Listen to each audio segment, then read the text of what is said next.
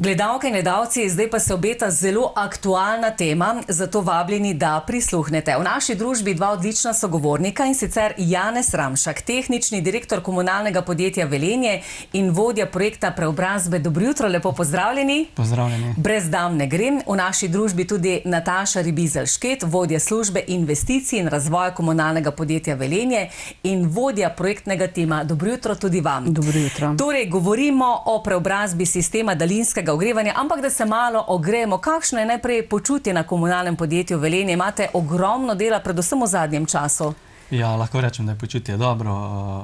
Vsi smo zelo vpeti v ta projekt. Vsak dan so novi izzivi, veliko dogajanja, tudi do lokalnega okolja, tako da se zelo pestro, lahko rečemo. In kako delujete na tem področju, recimo ta vaša skupina? Se srečujete vsak dan, imate sestanke? Ja, imenovane so bile posebne ekipe, saj projektne ekipe, projektni timi, ki so različno razdeljeni po tehniki, ekonomiji.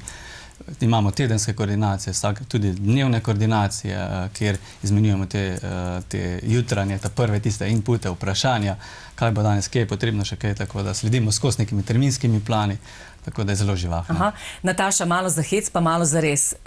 Kot ženska na tem vodilnem mestu je težko potem obvladati vse skupaj? Jaz mislim, da zdaj ne več. Včasih ja, ampak po teh dolgoletnih izkušnjah ni težav. Mislim, da imajo bolj težave moški, da me poslušajo.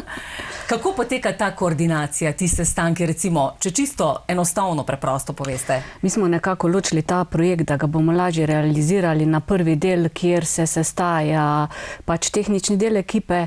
Jaz vodim pa ta operativni izvedbeni del, se pravi, ko pride do neke odločitve, da potem pristopimo, realiziramo, ne vem, izdelamo dokumentacijo in izpeljemo postopke za realizacijo tistega, kar je bilo odločeno na timu ekipe za tehnični del.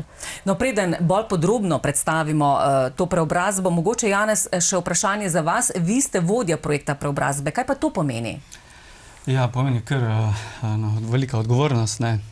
Predvsem ta projekt bo zelo dolgo trajal, se pravi, bo trajal do leta 2034, ko bomo morali kompletno prejiti na obnovljive vire.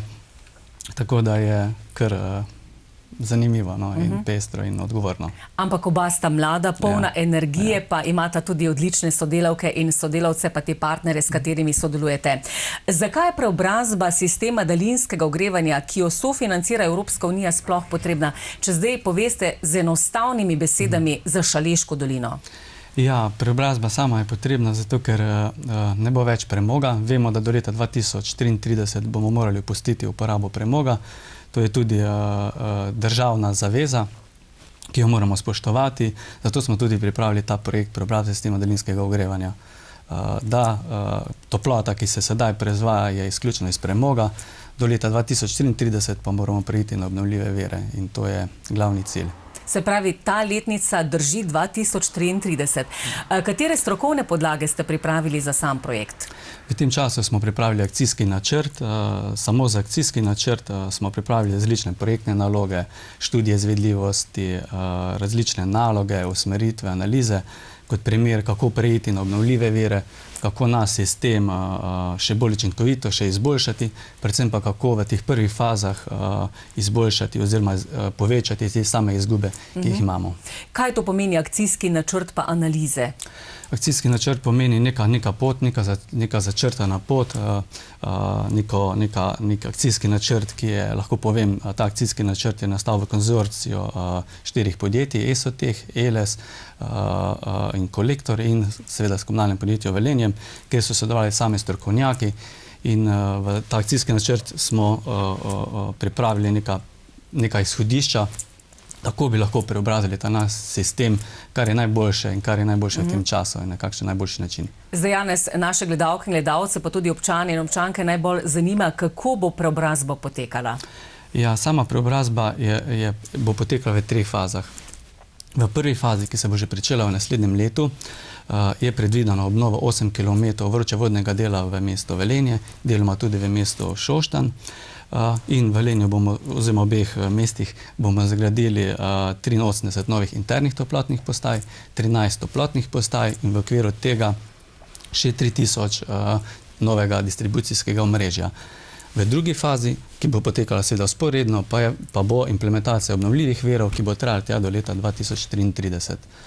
Zelo pomembna pa je tudi potem končna faza, faza 3, ki govori o ukrepih pri končnih odjemalcih. To pa pomeni energetske sanacije, ki se pa že tudi sedaj izvajajo. Najbrž vas ljudje vprašajo, zakaj je potrebno vse to? Ja, ključni, lahko rečem, ključni element temu je vsekakor, da smo dolžni, da zmanjšamo vplive na podnebne spremembe, ki se dogajajo, da opustimo premog. Vemo, da je to, da vse druge države tudi stremijo k temu, ne? Predvsem je tudi naša zaveza do nekega evropskega sveta, da preidemo na čistejše energije in nove tehnologije. Pa se zavedamo ljudje, recimo, da je to nujno potrebno, da tisto, kar damo naravi, nam narava tudi vrača. Da, drži. Mislim, da se ljudje tega vedno bolj zavedajo, tudi dogodki, ki so se dogajali v tem letu s temi poplavami, da so to zelo nujni koraki in zelo potrebni, da ohranimo naš planet in zemljo takšno, kot mora biti. Kako pa doseči nižji temperaturni režim in manjše izgube? Ja, zdaj prvi ukrepi lahko rečemo seveda za neko nižjo temperaturo. Vemo, da če samo v stanovanju zmanjšamo za 1 stopinjo, da lahko ustvarimo prihranka nekje med 10 do 15%, potem seveda za določenimi vlaganji, kot so za prenovo stavbnega ovoja s pohištvom in tako dalje. To so neki ukrepi pri odjemalcih, seveda naša naloga. Kako pa bomo te ukrepe mi dosegli, so pa ukrepi na samem sistemu, se pravi z zamenjavo izolacije, in za tudi seveda drugimi ukrepi, ki temu sledijo. Janez, odličen sogovornik ste, tako lepo preprosto ste to povedali. Nataša, zdaj pa vaše področje. Kako daleč je priprava dokumentacije za začetek del za prvo fazo preobrazbe? Tako kot je že bilo povedano, prva faza zajema obnovo vročevodov in obnovo toplotnih podpostaj na določenih območjih znotraj mesta Velenje in mesta Šoštanj. Zajema približno 8 kilometrov vročevodov in toplovodov ter 81 internih postaj ter 13 toplotnih postaj. Se pravi, pripravlja se dokumentacija vezano na vroče vode je v fazi zaključevanja. Pač v tem trenutku čakamo, da se vrnejo vsa soglasja mnenjodajalcev, aktivno pridobivamo služnostne pogodbe za fazo toplotnih podpostaj in internih, pa pripravljamo dokumentacijo v smeri, da so dogovorjeni prostori. Se pravi, z tem delom ali pa s to fazo bomo preuredili na območju v Velenju, kjer še ni to, da bo vsak večstanovanjski objekt dobil svojo interno postajo. V večini objektov smo poskušali prostore najti znotraj objektov, tam, kjer pa ni bilo možno, pa bodo postavljene interne postaje zunaj objektov na funkcionalnem zemljišču. Tako da zdaj vse napore pač dajemo v to, da se pripravi strojni in gradbeni del. V sklopu tega dela preureditve postaj pa bomo v okolici teh območij oziroma večetažnih objektov obnovili tudi toplovodno omrežje, približno 3 kilometre.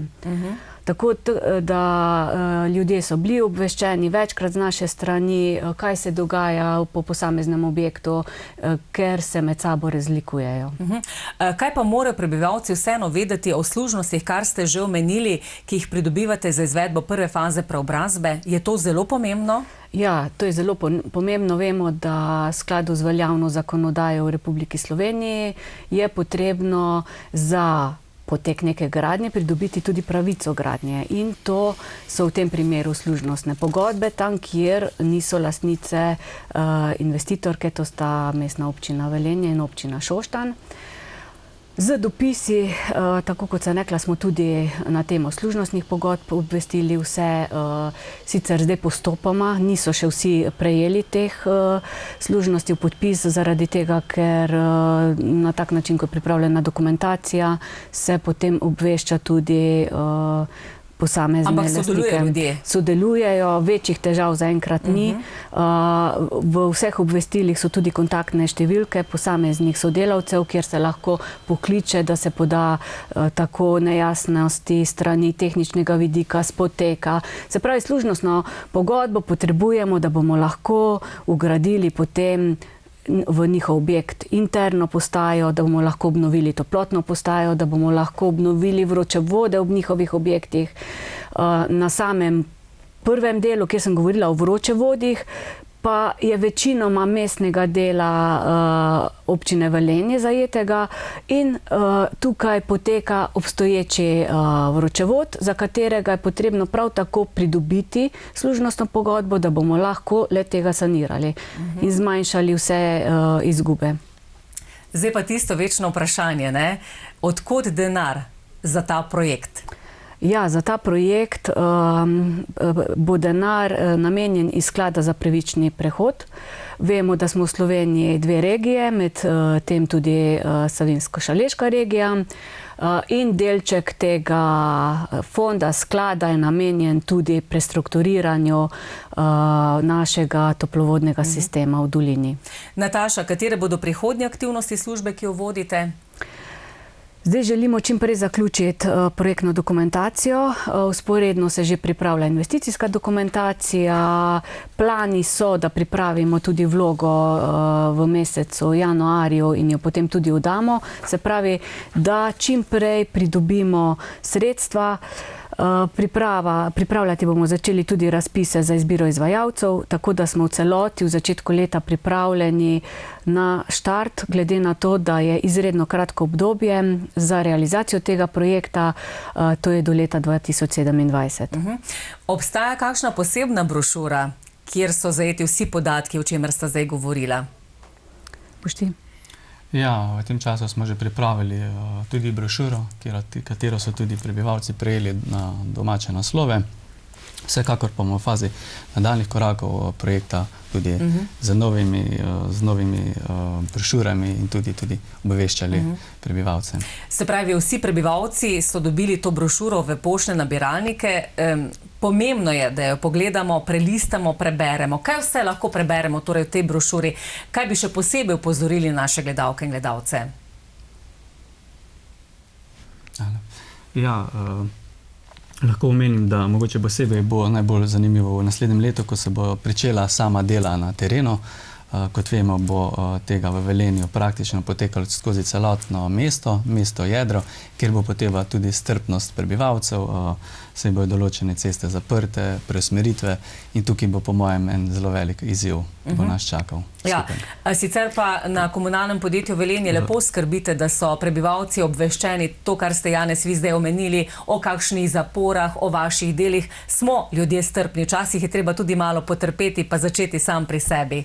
Vaše izkušnje, recimo, s terena. Ja, vsekakor da. Tukaj so vedno novi izzivi, novi stiki. Lahko pa mogoče Nataša tudi malo več, ki se srečujejo še bolj s tem. Ja, jaz moram reči, da čez to obdobje, glede na to, da v zadnjih letih v obeh občinah je bilo ogromno investicij v komunalno infrastrukturo, ki dejansko posega v zemljišča privatlastnikov, strpnost je.